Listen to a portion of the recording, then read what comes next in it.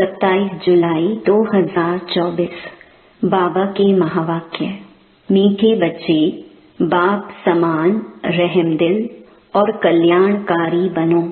समझदार वह जो खुद भी पुरुषार्थ करे और दूसरों को भी कराए। प्रश्न: तुम बच्चे अपनी पढ़ाई से कौन सी चेकिंग कर सकते हो? तुम्हारा पुरुषार्थ क्या है? उत्तर: पढ़ाई से तुम चेकिंग कर सकते हो कि हम उत्तम पाठ बजा रहे हैं या मध्यम या कनिष्ठ। सबसे उत्तम पाठ उनका कहेंगे जो दूसरों को भी उत्तम बनाते हैं, अर्थात सर्विस कर ब्राह्मणों की वृद्धि करते हैं। तुम्हारा पुरुषार्थ है पुरानी जूती उतार नई जूती लेने का।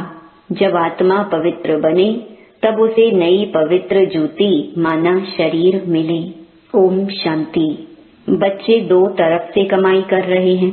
एक तरफ है याद की यात्रा से कमाई और दूसरी तरफ है 84 के चक्कर के ज्ञान का सिमरण करने से कमाई। इसको कहा जाता है डबल आमदनी और अज्ञान काल में होती है अल्पकाल क्षण भंगुर सिंगल आमदनी। यह तुम्हारी याद की यात्रा की आमदनी बहुत बड़ी है। आयु भी बड़ी हो जाती है, पवित्र भी बनते हो, सभी दुखों से छूट जाते हो। बहुत बड़ी आमदनी है। सतयुग में आयु भी बड़ी हो जाती है। दुख का नाम नहीं, क्योंकि वहाँ रावण राज्य ही नहीं। अज्ञान काल में पढ़ाई का अल्पकाल का सुख रहता है और दूसरा पढ़ाई का सुख शास्त्र पढ़ने वालों को मिलता है। उनसे फॉलोअर्स को कुछ फायदा नहीं। फॉलोअर्स तो हैं भी नहीं, क्योंकि वह तो न ड्रेस आदि बदलते न घर बार छोड़ते, तो फॉलोअर्स कैसे कह सकते? वहाँ तो शांति पवित्रता सब है। यहाँ अपवित्रता के कारण घर घर में कितनी अशांति होती है। तुमको मत मिलती है ईश्वर की। अभी तुम अपने बाप को याद करो, अपने को ईश्वरीय गवर्नमेंट समझो, परंतु तुम हो गुप्त। दिल में कितनी खुशी होनी चाहिए। अभी हम हैं श्रीमत पर, उनकी शक्ति से सतो प्रधान बन रहे हैं। यहाँ तो कोई राज्य भाग्य लेना नहीं है। हमारा राज्य भाग्य होता ही है नई दुनिया में। अभी उसका मालूम पड़ा है। इन लक्ष्मी नारायण के 84 जन्मों की कहानी तुम बता सकते हो। भल कोई भी मनुष्य मात्र हो, कैसा भी कोई पढ़ाने वाला हो, परंतु एक भी ऐसे कह नहीं सकेंगे कि आओ तो हम इन्हों के 84 जन्म की कहानी बताएं। तुम्हारी बुद्धि में अब स्मृति रहती है। विचार सागर मंथन भी करते हो। अब तुम हो ज्ञान सूर्यवंशी। फिर सतयुग में कहा जाएगा विष्णुवंशी। ज्ञान सूर्य प्रगटा, अज्ञान अंधेर विनाश। इस समय तुम्हें ज्ञान मिल रहा है ना? ज्ञान से ही सद्गति होती है। आधा कल्प ज्ञान चलता है, फिर आधा कल्प अज्ञान हो जाता है। यह भी ड्रामा की नोंद है। तुम अभी समझदार बने हो। जितना जितना तुम समझदार बनते हो, औरों को भी आप समान बनाने का पुरुषार्थ करते हो। तुम्हारा बाप रहमदिल कल्याणकारी है, तो बच्चों को भी बनना है। बच्चे कल्याणकारी ना बने तो उनको क्या कहेंगे? गायन भी है ना, हिम्मते बच्चे मददे बाप। यह भी जरूर चाहिए, नहीं तो वर्षा कैसे पाएंगे? सर्विस अनुसार तो वर्षा पाते हो। ईश्वरीय मिशन होना, जैसे क्रिश्चियन मिशन, इस्लामी मिशन होती है, वह अपने धर्म को बढ़ाते हैं। तुम अपने ब्राह्मण धर्म और दैवी धर्म को बढ़ाते हो। ड्रामा अनुसार तुम बच्चे जरूर मददगार बनेंगे। कल्प पहले जो पार्ट बजाया था वह जरूर बजाएंगे। तुम देख रहे हो हर एक अपना उत्तम मध्यम कनिष्ठ पार्ट बजा रहे हैं। सबसे उत्तम पार्ट वह बजाते हैं जो उत्तम बनाने वाला है। तो सभी को बाप का परिचय देना है और आदि मध्य अंत का राज समझाना है। ऋषि मुनि आदि भी नेति नेति कहते गए और फिर कह देते सर्वव्यापी है और कुछ नहीं जानते। ड्रामा अनुसार आत्मा की बुद्धि भी तमो प्रधान बन जाती है। शरीर की बुद्धि नहीं कहेंगे, आत्मा में ही मन बुद्धि है। यह अच्छी रीति समझकर और फिर बच्चों को चिंतन करना है, फिर समझाना होता है। वो लोग शास्त्र आदि सुनाने के लिए कितने दुकान निकाल बैठे हैं। तुम्हारी भी दुकान है, बड़े बड़े शहरों में बड़े दुकान चाहिए। बच्चे जो तीखे होते हैं उनके पास खजाना बहुत रहता है। इतना खजाना नहीं है तो कोई को भी दे नहीं सकते हैं। धारणा नंबर वार होती है। बच्चों को अच्छी रीति धारणा करनी है जो किसी को समझा सके। बात कोई बड़ी नहीं है, सेकंड की बात है। बाप से वर्षा लेना। तुम आत्माएं बाप को पहचान गई हो तो बेहद के मालिक हो गए। मालिक भी नंबर वार होते हैं। राजा भी मालिक तो प्रजा भी कहेगी हम भी मालिक हैं। यहाँ भी सब कहते हैं ना, हमारा भारत। तुम भी कहते हो श्रीमत पर हम अपना स्वर्ग स्थापन कर रहे हैं। फिर स्वर्ग में भी राजधानी है। अनेक प्रकार के दर्जे हैं। पुरुषार्थ करना चाहिए ऊंच पद पाने का। बाप कहते हैं जितना अभी पुरुषार्थ कर पद पाएंगे वही कल्प कल्पांतर के लिए होगा। इम्तिहान में कोई की कम मार्क्स हो जाती हैं तो फिर हार्ट फेल भी हो जाते हैं। यह तो है बेहद की बात। पूरा पुरुषार्थ नहीं किया तो फिर दिल शिकस्त भी होंगे, सजा भी खानी पड़ेगी। उस समय कर ही क्या सकेंगे, कुछ भी नहीं। आत्मा क्या करेगी? वो लोग तो जीव घात करते डूब मरते हैं। इसमें घात आदि की बात नहीं। आत्मा का तो घात होता नहीं, वह तो अविनाशी है। बाकी शरीर का घात होता है जिससे तुम पार्ट बजाते हो। अभी तुम पुरुषार्थ करते हो, यह पुरानी जूती उतार, हम नई दैवी जूती ले लेवे। यह कौन कहते हैं? आत्मा। जैसे बच्चे कहते हैं ना, हमको नया कपड़ा दो, हम आत्माओं को भी नया कपड़ा चाहिए। बाप कहते हैं तुम्हारी आत्मा नई बने तो शरीर भी नया चाहिए, तब शोभा है। आत्मा के पवित्र होने से 5 तत्व भी नए बन जाते हैं। 5 तत्वों का ही शरीर बनता है। जब आत्मा सतो प्रधान है तो शरीर भी सतो प्रधान मिलता है। आत्मा तमो प्रधान तो शरीर भी तमो प्रधान। अब सारी दुनिया के पुतले तमो प्रधान हैं। दिन प्रतिदिन दुनिया पुरानी होती जाती, गिरती जाती है। नई से पुरानी तो हर एक चीज होती है, पुरानी तो फिर डिस्ट्रॉय होती है। यह तो सारी सृष्टि का सवाल है। नई दुनिया को सतयुग, पुरानी को कलयुग कहा जाता है। बाकी इस संगम युग का तो किसको भी पता नहीं। तुम ही जानते हो यह पुरानी दुनिया बदलनी है। अब बेहद का बाप, जो बाप टीचर गुरु है, उनका फरमान है कि पावन बनो।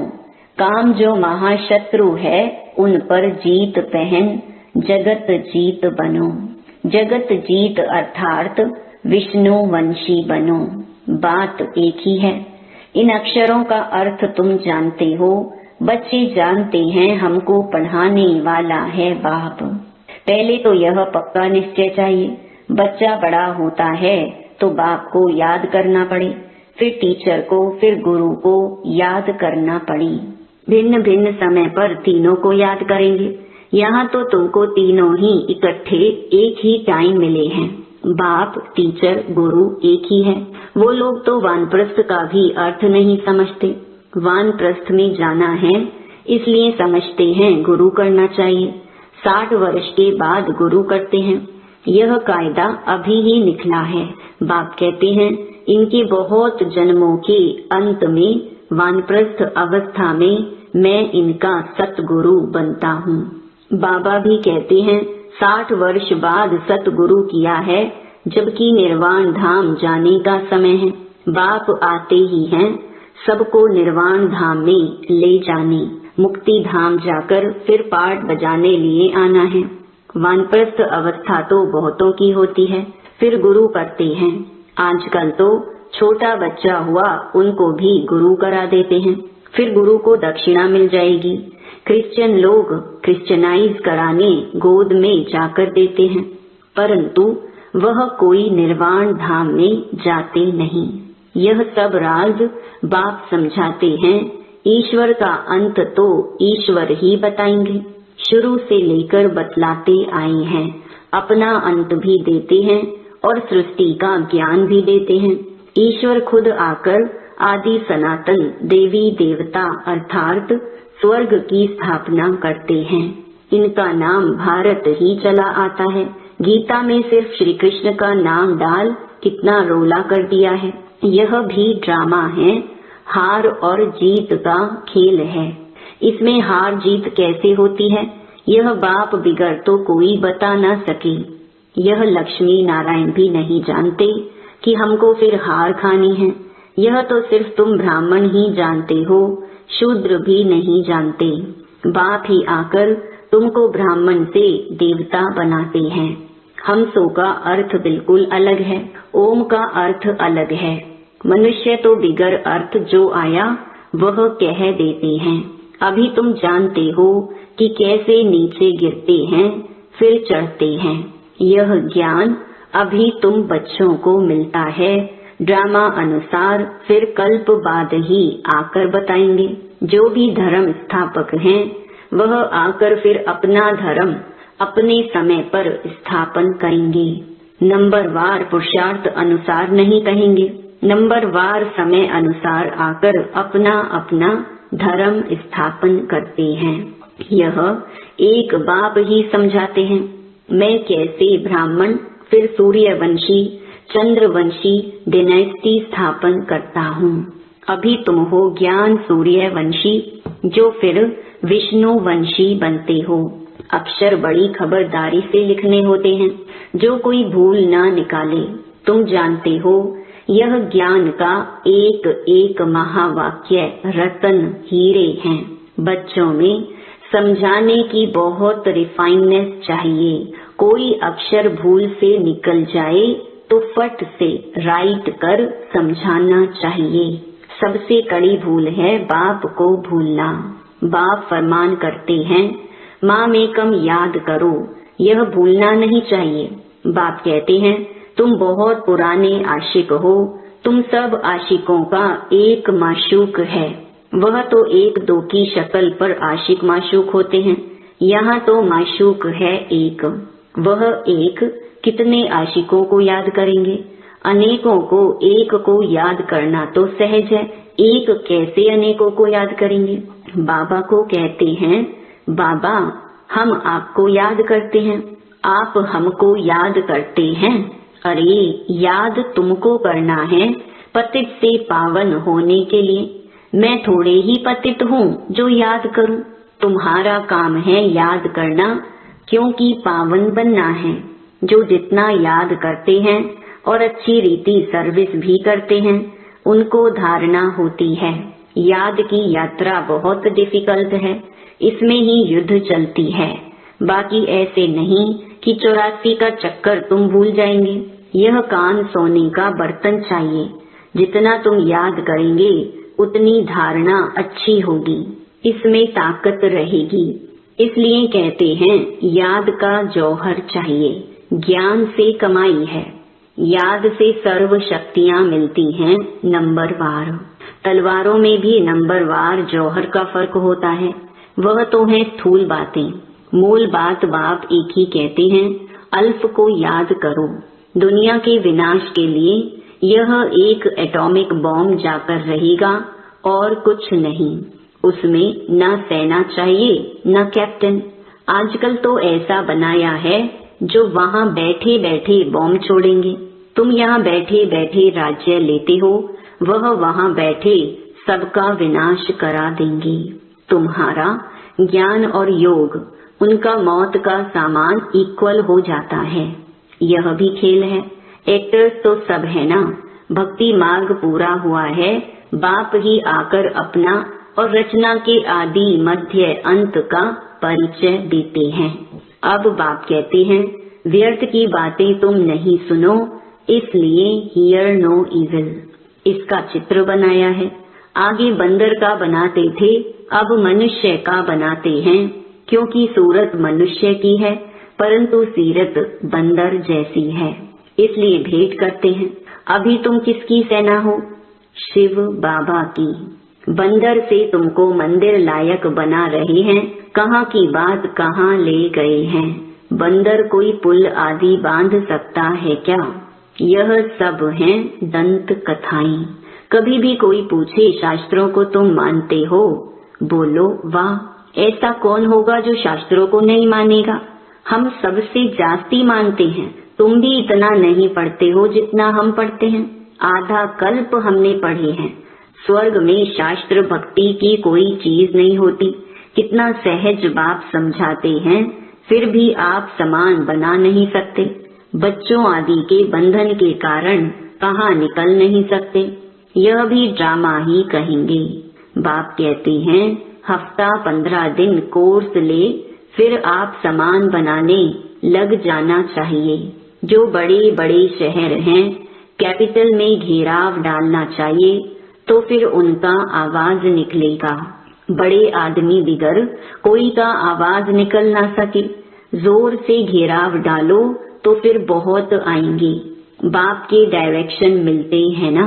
अच्छा, मीठे मीठे सिकिलधे बच्चों प्रति माता पिता बाप दादा का याद प्यार और गुड मॉर्निंग। रूहानी बाप की रूहानी बच्चों को नमस्ते। धारणा के लिए मुख्य सार। पहला, ज्ञान और योग से अपनी बुद्धि को रिफाइन बनाना है। बाप को भूलने की भूल कभी नहीं करनी है। आशिक बन माशूक को याद करना है। दूसरा, बंधन मुक्त बन आप समान बनाने की सेवा करनी है। ऊंच पद पाने का पुरुषार्थ करना है।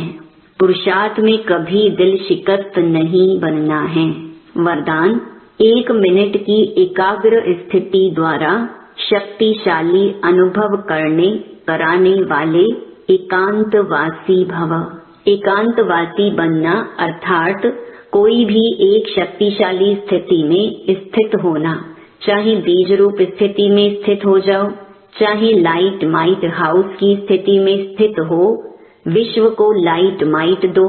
चाहे फरिश्तेपन की स्थिति द्वारा औरों को अव्यक्त स्थिति का अनुभव कराओ। 1 सेकंड व 1 मिनट भी अगर इस स्थिति में एकाग्र हो स्थित हो जाओ तो स्वयं को और अन्य आत्माओं को बहुत लाभ दे सकते हो। सिर्फ इसकी प्रैक्टिस चाहिए। स्लोगन, ब्रह्मचारी वह है जिसके हर संकल्प हर बोल में पवित्रता का वाइब्रेशन समाया हुआ है। ओम शांति।